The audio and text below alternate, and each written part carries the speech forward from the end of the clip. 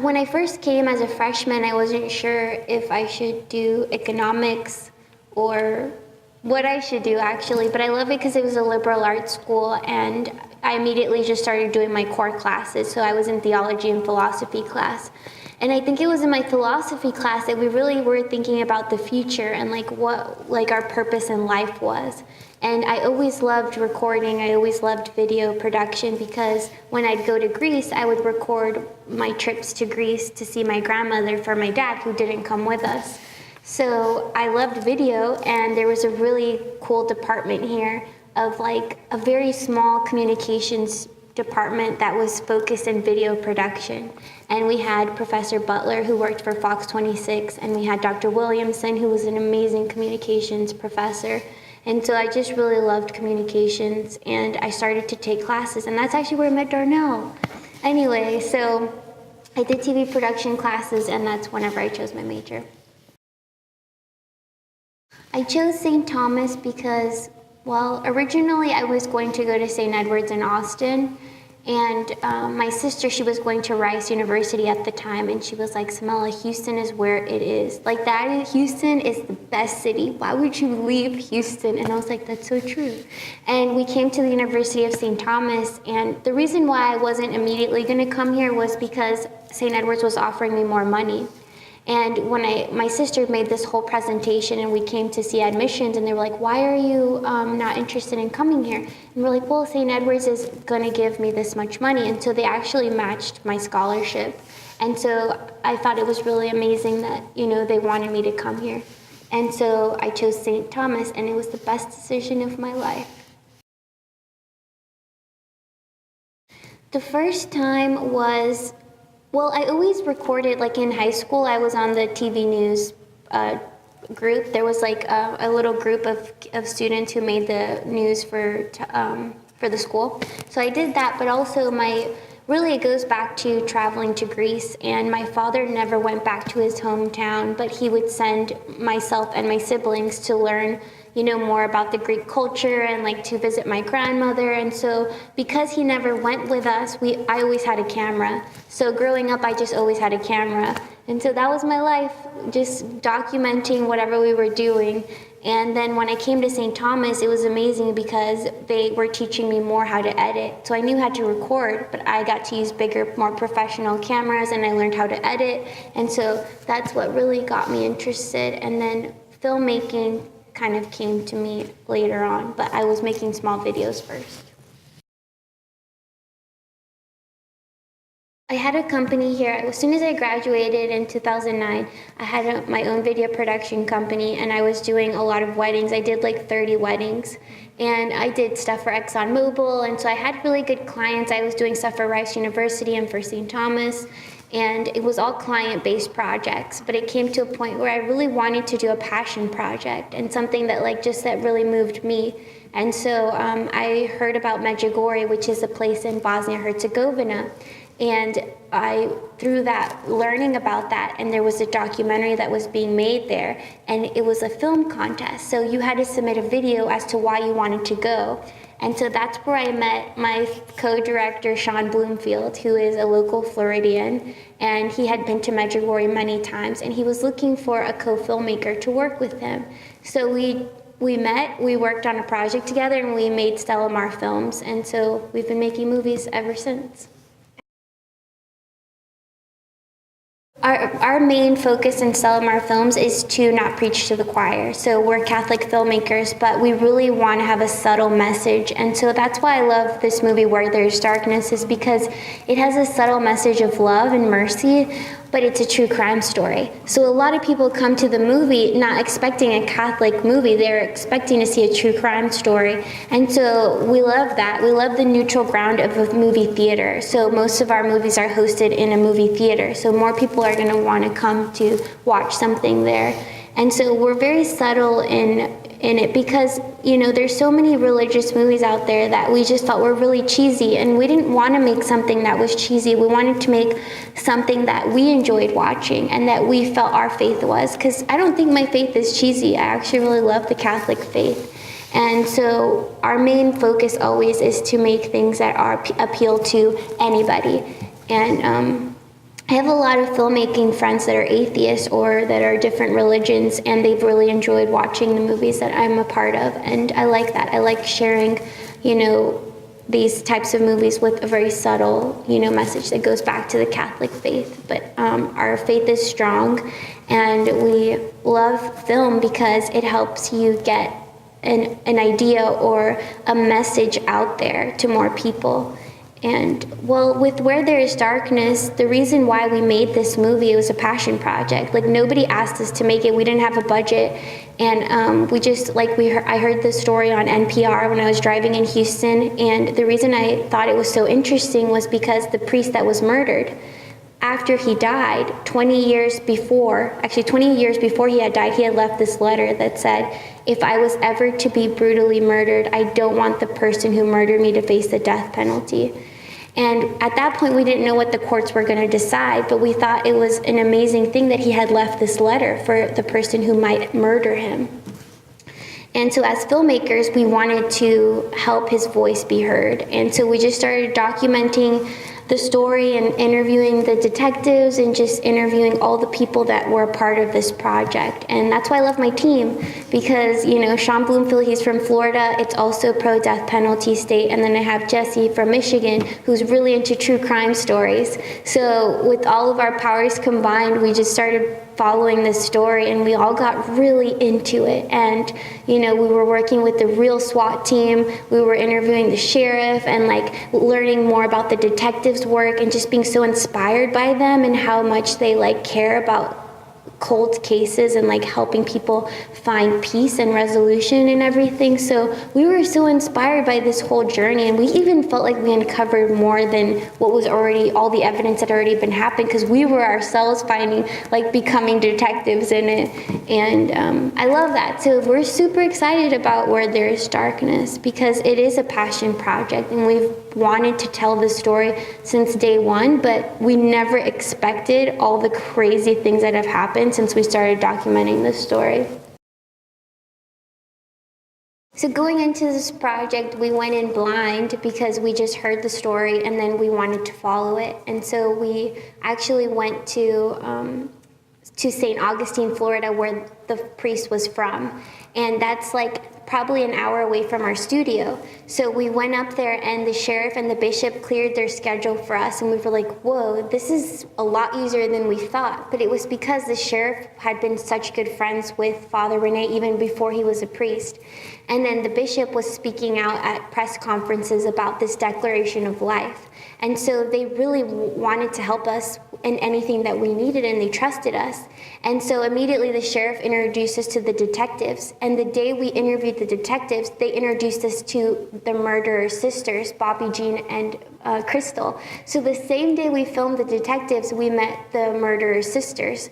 And they were such a big part of this whole project, because they were the ones who helped detectives the whole time to find Father Rene's body and to help bring their brother home. And so just the way that it all evolved, everybody in St. Augustine community really helped us and wanted this story to be told.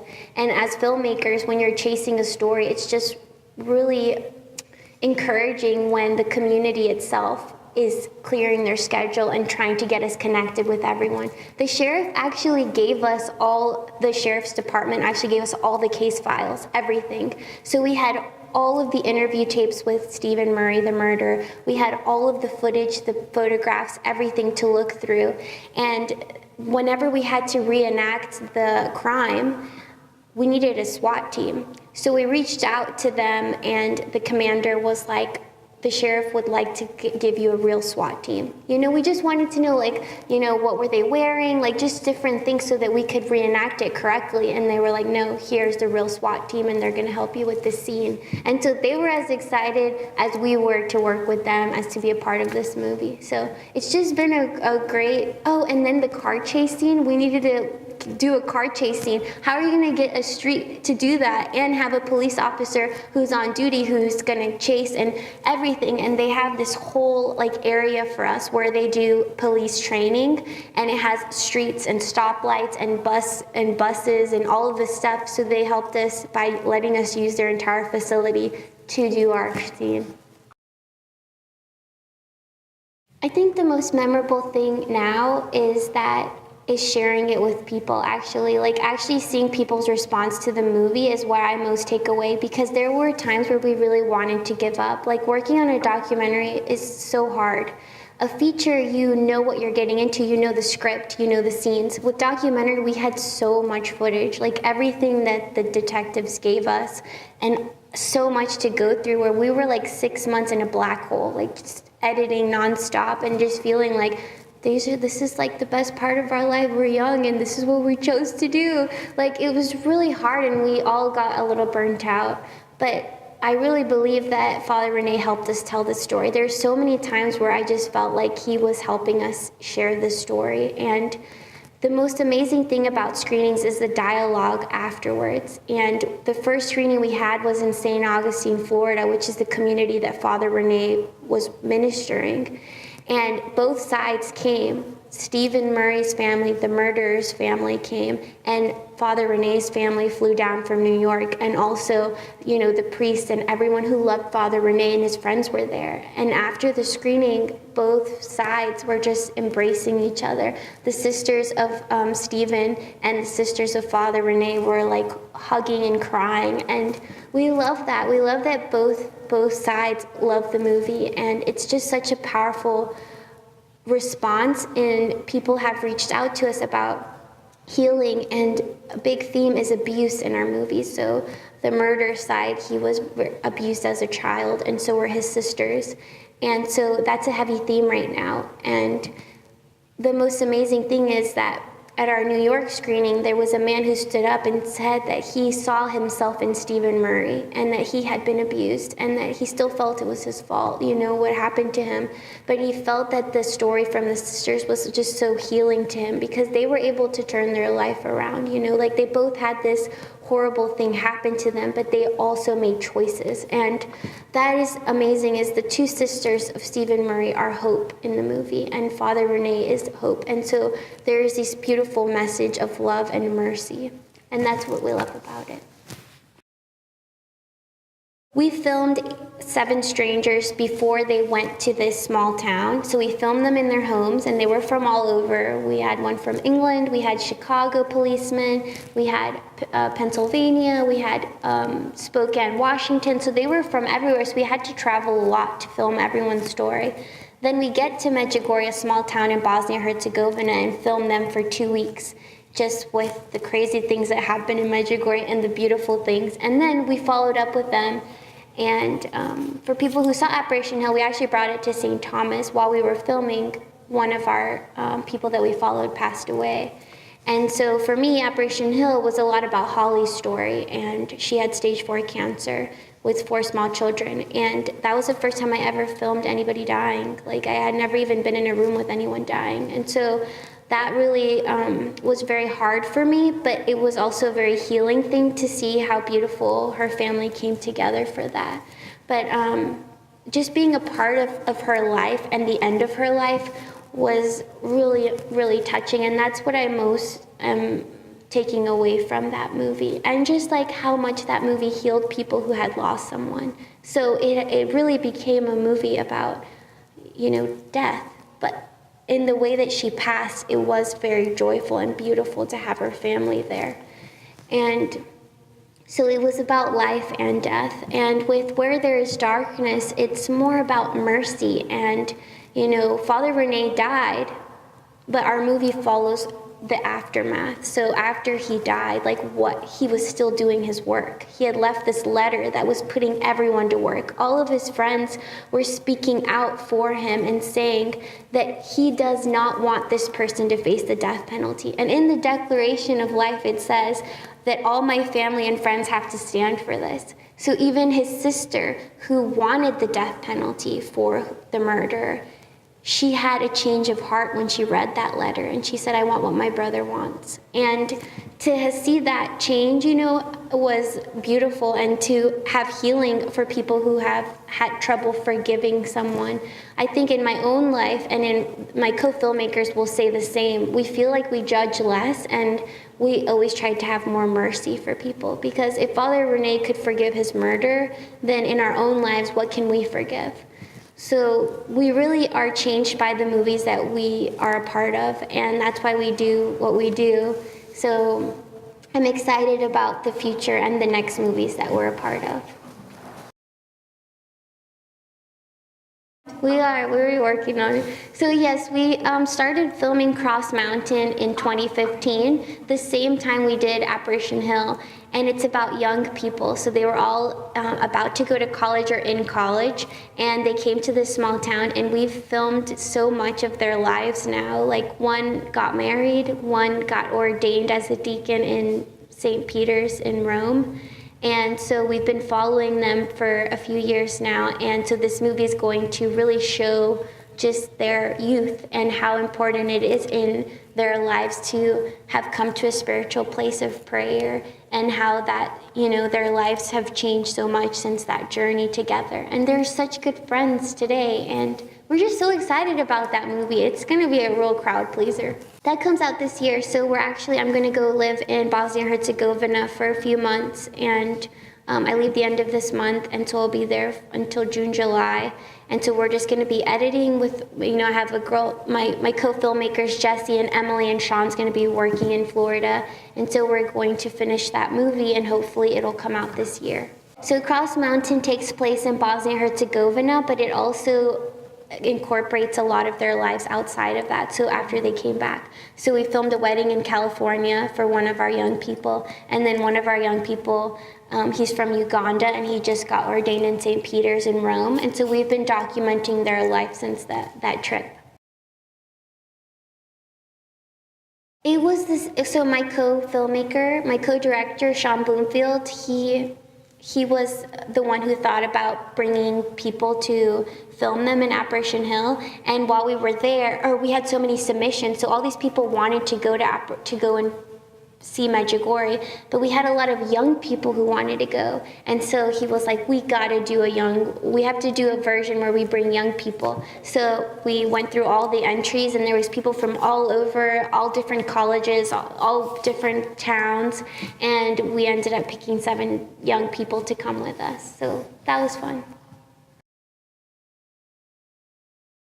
I was working with my own company in Houston, Optic Studios, and I found out about this video contest through Jennifer Callan, who is now Jennifer Gonzalez, but she went to school with me here at St. Thomas, and she was like, Samela, if you submit your video, you will get it. She was like, you know how to make a good video. And so, you know, I used my cameras, I actually edited it. All the other submissions were like a phone, you know, just like that. But so when Sean saw the video, it was basically me showing my pilgrimage footage, because I went on so many pilgrimages. So even since I was little, since, you know, my grandmother from Mexico like just taught us how to go on pilgrimage. And so I had little clips of like throughout my, you know, life of going on a pilgrimage, plus pictures. And he really liked it, that he reached out and was like, actually, I was so embarrassed to send it in because I don't like being in front of the camera, and my sister actually submitted it. And I was like, no, it's on the internet, this is so embarrassing. But then, you know, he immediately responded the next day and was just like, I would love to talk with you. He's like, I saw your work. He was like, I really wanted to have a partner on this project. And so, you know, I met him, we started working on this movie, and then immediately we were like, let's make Stellamar Films. And so we made this production company, and so it's based in Florida, but we really travel everywhere for the story. And so my submission was just, you know, me wanting to go and explore a new place, and that's always, you know, what we grew up doing, is just exploring a new place and trying to, like, you know, have some quiet time. I guess the one thing that people have often said when they watch our movies is that it's not just a movie that you watch and you forget about. It really sits with you, like the characters really stay with you. And so, you know, at our Houston screening, I met this amazing lady who she actually gave us a really beautiful donation because she loved the movie. And I actually saw her at Mass the next day at Holy Rosary, and she was like, I can't get them out of my head. She's just like, I pray for them every day, the sisters of Stephen Murray, the murder, and also Stephen Murray. And that's what I love about, you know, these stories, is that you meet these characters, and of course, you know, we're a part of meeting them, but that people who watch the movie feel so connected to them. is what I love the most, is that, you can introduce someone's story and you can meet someone and you can stay with them. But then that other strangers who come to to see this movie, they actually feel connected with them is really beautiful. And the other thing I would like to say is that I love my team. I love working with Sean Bloomfield, and I love working with Jesse Hannibal, and I love Emily Black and Yozo. And so these are all people from all over who wanted to help us. Like Emily Black, she's from Scotland, and she just wanted to intern with us and help us with this production, and she's really become a part of the team. And then Yozo, he's from Ivankovic, he's from Croatia, and he has come to America. So we got to bring 2 people to America for the first time to help us on this project. And so, yeah, I love my team.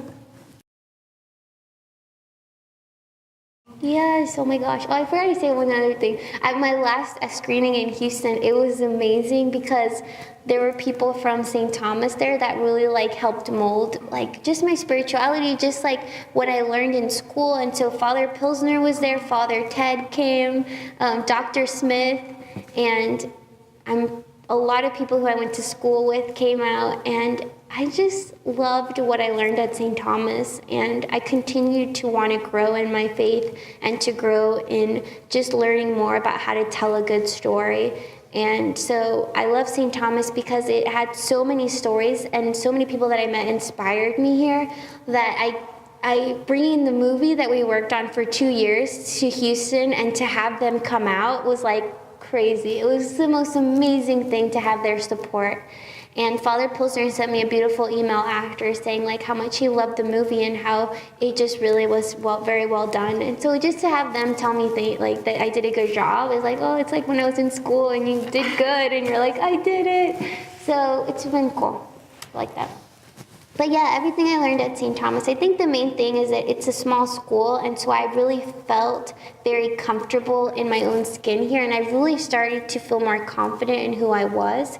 And so now whenever I have to meet and talk in front of 300 people at an audience, I feel I really credit that to what I learned at St. Thomas, and just feeling really good talking in front of people. And I was really involved with Council of Clubs, which I don't think is here anymore, but also I was an RA on campus, so we learned a lot of psychology and just how to interact with students, and how to have freshman girls, and how to help them. And so I learned so much, and just outside of classroom, just living on campus, I learned so much. And what else did I learn? I worked in the library, so I also learned that I love quiet time. Yeah, I love St. Thomas. When I was doing my own company, I wanted so badly to collaborate with people, and to collaborate with people who felt the same way I did, and that had the same morals. And I don't know, not even that. I just wanted to collaborate with people. And it's just so cool that Jesse and Sean, we all have kind of the same, we don't want to make cheesy movies. We want to make movies that anybody could watch and enjoy. And my dad isn't even religious, and he loves our movie, and he keeps telling me I need to go promote it more. So I think that's pretty cool. But yeah, so I love my team. The end.